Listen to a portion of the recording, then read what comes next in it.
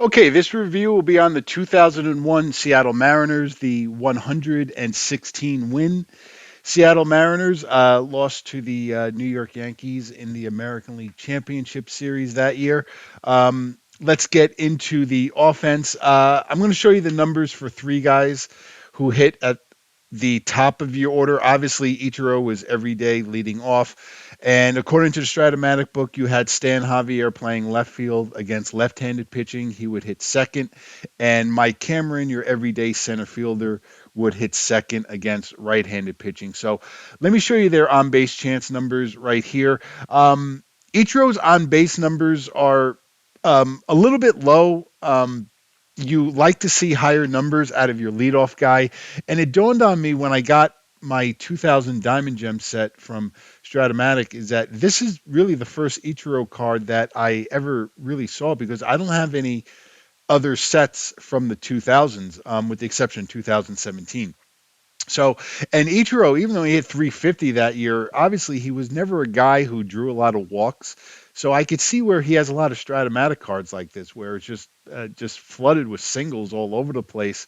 And he also moves runners along pretty well with his hits. He has a number of two asterisk hits, but not a lot of on base chances, at least what you like to see out of a leadoff guy. I'm not crazy about the numbers you get out of Mike Cameron versus right-handed pitching, but you are looking really good with Stan Javier when he bats second versus left-handed pitching. Now let's get into the meat of the order. 3, 4, 5 in your order every day versus lefties and righties. Edgar Martinez, John Olerud, and second baseman Brett Boone. First thing I'm going to show you their on base chance numbers. All of those numbers are looking really, really good. And now let's take a look at their hits with multiple base advancement. This is my big test when I look at your 3, 4, 5 guys. Edgar Martinez is looking really good. Brett Boone just absolutely devours left-handed pitching. And I would just make a suggestion right now. When you're facing left-handed pitching, I would just go ahead and just move Boone up to clean up so he's hitting behind Edgar Martinez because I'm not crazy about the hits with multiple base advancement that you get out of Olerud when he faces left-handed pitching, but he does have really nice numbers against righties, so that's good. Now I'm going to show you the numbers for left fielder Al Martin. He would play left field versus right-handed pitching and bat six. There are his on base chance numbers and his hits with multiple base advancement. I'm going to talk a little bit about Al Martin later on in the video. Let's finish up the offense by showing you the numbers for three guys.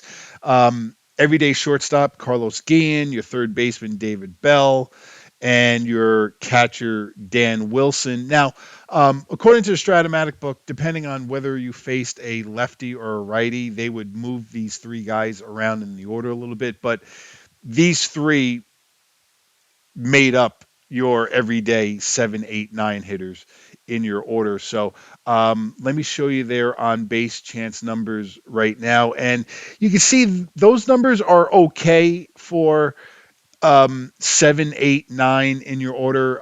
Looking at them on paper, I will take those numbers because none of them are automatic outs.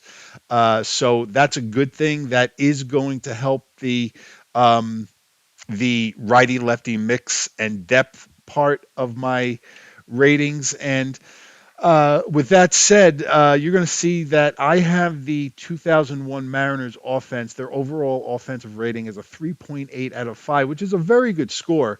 Um, but you could see the two areas where they did not reach a 4. It was at the top of the order with getting on base and the lefty righty mix and depth in the order. I'm just not crazy. What I don't like about the lineup is I am not crazy about the numbers you get out of Al Martin when he plays left field against right-handed pitching and hits six. Like I said, the numbers that you get out of 7, 8, 9 in your order are just okay. And I just wish the numbers when it comes to getting on base with Ichiro at the top of the lineup was just a little bit higher.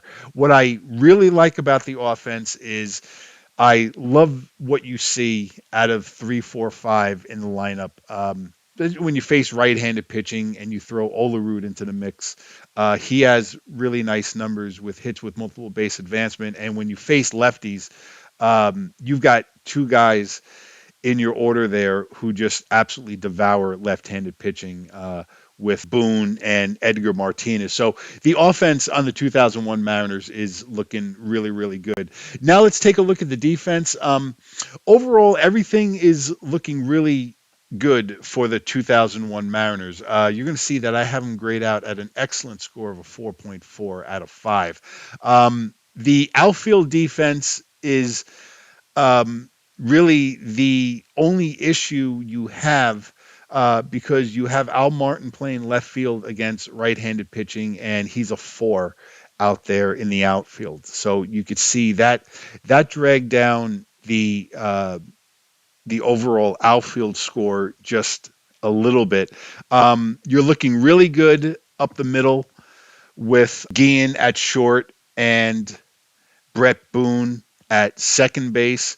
Your first base, third base defense is looking really nice. So your corners are looking good. And overall, your E ratings are very solid. I'm not crazy about the E10 at first base with Olerud, but that wasn't enough to drag down the overall E rating score. So you see the 2001 Mariners are looking really good defensively. They come out at a 4.4 out of 5. Now let's move on to the starting pitching. Let's get started with Ace Freddie Garcia.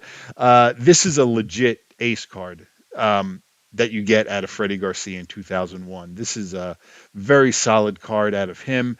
Now let's move on to the starting rotation depth. Let me show you the numbers for Sealy, Moyer, and Abbott. Now, the on base chance numbers that you get out of all three, those numbers are looking really good. I really like those numbers. Where you run into a little bit of a problem with all three. Now let me go ahead and show you the home runs and ballpark effect home runs on their cards. And this is what is going to drive down the starting rotation depth score just a little bit. You could see if you're playing in the wrong ballpark, you could have some problems with these home runs on the card, especially if you have Paul Abbott pitching. That number against right-handed hitting is just really over the top. And speaking of which, I should go over the ballpark effects in Seattle. According to the Strat-O-Matic book, let's see. Well, the park does favor pitching because singles on a D20 is a 1 to 3 for lefties and righties. Home runs on a D20 for a left-handed hitter, it's 1 to 9, and for a right-handed hitter, it's 1 to 3. So it definitely is a park that favors pitching, I would say. But again, if you're pitching in the wrong ballpark, these ballpark effect home runs can really be a little bit of a problem. So I gave the 2001 Mariners still a very good score of a 4 out of 5 for their starting rotation, but you could see the depth score. I just had it come in at a 3.4 out of 5, which means it's just above average. And then again, a lot of that score was driven down because of the power opportunities that you have on these cards. Now, I will talk about a guy later on who could possibly help with your starting pitching, but I did not include him in my grades, and I'll explain why later. So now let's move on to the Mariners bullpen.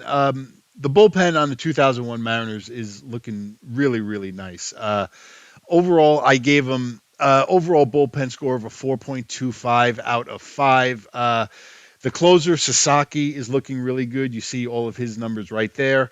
Arthur Rhodes is your solid eighth inning guy, set in stone. He pitches the eighth inning. Great numbers out of him. You could do some mixing and matching with Charlton and Nelson. I would prefer just using Nelson against lefties or righties, so he would be my seventh inning guy. You can see Nelson keeps the ball in the ballpark. Charlton has kind of a weird card because he's a lefty and he does have really nice numbers on his card when it comes to not allowing a lot of base runners when he faces lefties, but you could see his power numbers when he faces left-handed hitters is a little bit of an issue. So it's kind of it's a weird card for Charlton in 2001. So again, if you're playing in the wrong ballpark and you're playing ballpark effect home runs, you might want to keep an eye on that. Also went ahead and show you the numbers for reliever Ryan Franklin. This is a guy who could give you a little bit of length out of the bullpen, so I included him. Um, his on base chance numbers are looking good. Those are solid numbers, but he too has a little bit of an issue with power on his card. But what I really like about the bullpen is you have a complete lockdown closer in Sasaki. You have your eighth inning guy set in stone, Arthur Rhodes. And in my opinion, your seventh inning guy is Jeff Nelson. Or if you want to do a little mixing and matching with Nelson and Charlton, that's fine. But the one thing that you do have to do when you play with the 2001 Mariners is that you don't get a lot of length out of these guys. They're all one inning relievers, so you kind of gotta choose your spots wisely with them and hope that your starting pitching gets you at least six solid innings. Now, with all this said, again, I gave the bullpen a very good score of a 4.25 out of 5. One guy who I did not include in any of my grades for the 2001 Mariners, and I'm going to talk to you about him right now. And let me show you his card. I'm going to show you what you get out of right-hander Joel Pinheiro. Now, Pinheiro that year started 11 games and he threw 75 innings. Now, he does have relief on his card. Um, I didn't include him in any of my grades because I view him as a starter, right? And because he only had 11 starts and did not even throw 100 innings, I didn't feel it would be right to throw him into my grades for the 2001 Mariners. But as you could see by his card, depending on what rules you play, if you're doing tournament play, I've heard people talk about tournaments where they play where, you know, um, uh, like minimum amount of starts for a starting pitcher has to be like 20 or a certain amount of innings or whatever. That's all fine, depending on whatever rules you want to go with. Um, if you do go ahead and play with the Mariners and Joel Pinheiro is in play, this is a great, great card that you get Joel Pinheiro. I mean, this is what I would actually do if I'm playing with the 2001 Mariners is I would use him as my middle inning guy to get a little bit of length. In your bullpen. He could go 3 innings out of the bullpen and really just a complete lockdown, a terrific card. But once again, he is not included in any of the grades that I put in for whether it's the Seattle Mariners starting rotation or the Seattle Mariners bullpen for 2001. So if we're to peel everything back and look at everything all together on an average, you're going to see that 2001 Seattle Mariners grade out at a very, very good score of a 4.1 out of 5. That is a outstanding score. Anyone who sees my team analysis videos, you would know that it is not easy to score above a 4. This is a very, very good Strat-O-Matic team. I would say that this would be a very hard team to beat in a best of 7 series. I do like the lineup. I said before I wish the on base chance numbers at the top of the lineup were just a little bit higher. I think the lineup extends pretty well. Again, I'm not crazy about the numbers you get out of Al Martin playing left field. And again, I hate to make it sound like I'm picking on the guy, but I'm just not crazy about the card. And I don't think his card is good enough. I don't think his card justifies playing the four in left field. What I would actually just do is I would just go ahead and maybe just play Mark McLemore out there in left field. Just go ahead and play him versus right-handed pitching. The starting rotation is looking really good on the 2001 Mariners. Again, you just got to keep an eye on if you're playing in the wrong ballpark. Some of the ballpark effect home runs can be a problem. And the bullpen is looking really good, especially with your eighth inning guy, Arthur Rhodes, and your closer, Sasaki. And keep in mind the secret weapon, depending on house rules, depending on whatever rules you play with, I would definitely try to work Joel Pinheiro into your attack plans on whoever you're playing against, because Joel Pinheiro could be a very, very nice weapon for this team, depending on what rules you are playing with. So that's my grade on the 2001 Seattle Mariners. They grade out at a very good score of a 4.1 out of 5. Once again, I thank you all for watching. It is greatly appreciated. And my next team analysis video will be on the 2003 World Series champion Florida Marlins. Have a good day, everyone.